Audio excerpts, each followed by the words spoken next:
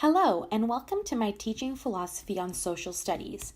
My name is Victoria Mrozik, but my students call me Miss Mrozik, and I'm going to walk you through on how I envision to teach social studies in my grade 2 classroom. Before this 12-week elaborate course, I was intimidated to teach social studies because of the overwhelming amount of content it is to relay in a short period of time. Each lesson and wheel on the thinking process, acquiree, such precision and must be interweaved between curriculum concepts and the inquiry process. Social studies thinking involves the 6 concepts of social studies.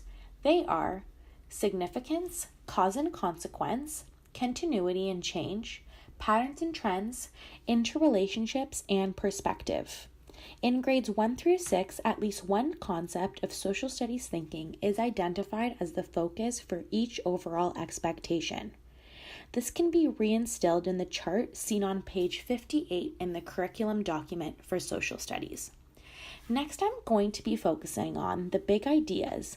These reflect the enduring understandings that students retain from their learning. They transfer this learning to other subjects and draw upon this throughout their lives. Following this, we have the framing questions. The framing questions are overarching questions related to the overall expectations and big ideas. They are intended to stimulate students' critical thinking and to encourage them to consider the broader relevance of what they are studying. Lastly is the spatial skills. Students use spatial skills and tools to analyze and construct various types of maps and graphs. By developing these skills, students will be able to understand and analyze visual data and information, contributing to their ability to solve problems. Next, we're going to move on to a very exciting concept of cross-curricular and integrated learning. Students are provided with opportunities to learn and use related content and/or skills in 2 or more subjects. For example, all subjects, including social studies, history, and geography, can be related to the language curriculum. This is seen through reading, writing, and oral communication strategies of learning. Students highly benefit when subjects are cross-curricular. Moving on to citizenship. The combination of the citizenship education framework and the knowledge and skills in the curriculum expectations brings citizenship education to life, not only in social studies, history, and geography, but in many other subjects experienced as well. The social studies program enables students to investigate various ideas, concepts, and issues using an interdisciplinary approach, giving students an integrated learning experience and leading to a deeper understanding of the interconnections between social, political, economic, and environmental ideas and issues. The inquiry process, like I mentioned, is defined by formulating questions. Students formulate questions related to the type of map or maps best suited for their inquiry, for example. Gathering and organizing ideas, so students determine the purpose of different maps and which are most relevant to their inquiry at the time. Analyzing and interpreting, students extract information from and they plot information on or analyze various types of maps to help them determine patterns, trends, and/or interrelationships between them all. And lastly, communication. Students construct maps in order to communicate key pieces of information. It is crucial to use the knowledge and skills to make connections within and between various contents. Making connections between topics, issues, and everyday life subjects allows your students to broaden their understanding about the application process.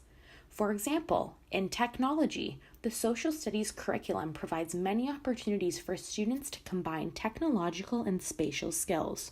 For example, students may use online atlases and/or interactive maps when gathering data or information. They may use graphing and mapping applications to communicate their findings.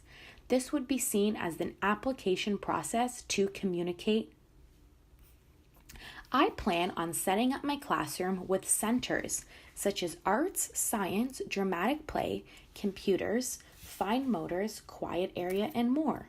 with a major focus on the carpet in the middle where all the lessons will be taught for every subject, including social studies. I will use Universal Design for Learning, which is a common theme taught to us in this program, by displaying posters, anchor charts, and visual aids to help and benefit all students with learning. That is how I plan to physically set up my classroom for social studies for a unit of study. A description of a cumulative task for the chosen unit of study would be Grade 2 Strand A, focusing on heritage and identity, changing family and community traditions. For this unit, I would plan and compare some significant traditions and celebrations among diverse groups and students' backgrounds from my class and focus on present traditions and celebrations within students' own family and community groups in which they belong to. This cumulative project would be based off a lesson that I remember doing as a student in social studies. It was called the Culture Day Cafe. How this Culture Day worked is students discussed their own traditions they celebrated at home and brought in food items that were relevant to their cultural background.